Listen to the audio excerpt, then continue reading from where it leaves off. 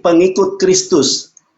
Menjadi pengikut Kristus. Pertanyaan saya, siapa nabi palsu yang menyamar seperti domba atau pengikut Kristus, Bun? Siapa? Paulus. Paulus.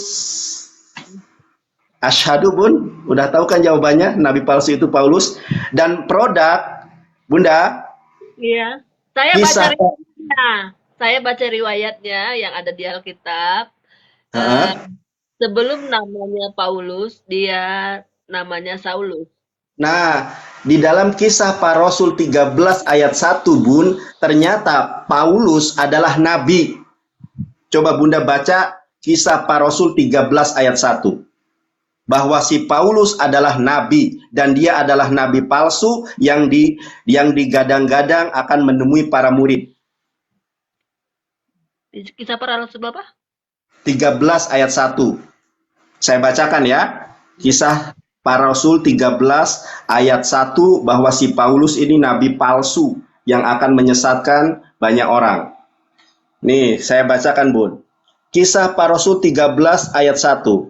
Pada waktu itu di dalam jemaat di Antiokhia ada beberapa nabi dan pengajar, yaitu Barnabas dan Simon yang disebut Niger, dan Lukius orang Kirene, dan Menahem yang diasuh bersama dengan raja wilayah Herodes, dan Saulus. Jadi sebelum dia jadi domba, dia namanya Saulus dan dia adalah nabi. Nah, Bunda tahu tidak kisah Stefanus? Bunda tahu kisah Stefanus? Tahu.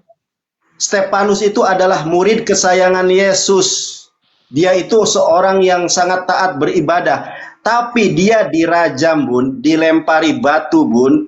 Ulah siapa Stefanus dirajam, dilempari batu? Karena dipitnah dan dihasut oleh si nabi palsu, yaitu Paulus ini, Bun. Nah, makanya di ayat ke-22 dikatakan begini.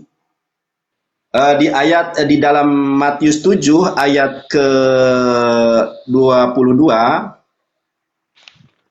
pada hari terakhir banyak orang yang berseru kepadaku, Tuhan, Tuhan, bukankah kami bernubuat demi nama Tuhan Yesus, mengusir setan demi nama Tuhan Yesus, dan mengadakan banyak mukjizat demi nama Tuhan Yesus.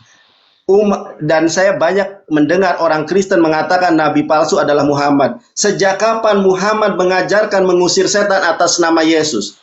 Nabi Muhammad ketika mengajarkan mengusir setan itu atas nama Allah. Contoh, a'udzu bikalimatillahi tammati min syarri ma khalaq. Bismillahilladzi la yadurru ma'asmihi say'un fil ardi wala fis samaa'i wa huwas samiul alim. Tidak pernah umat Islam diajarkan mengusir setan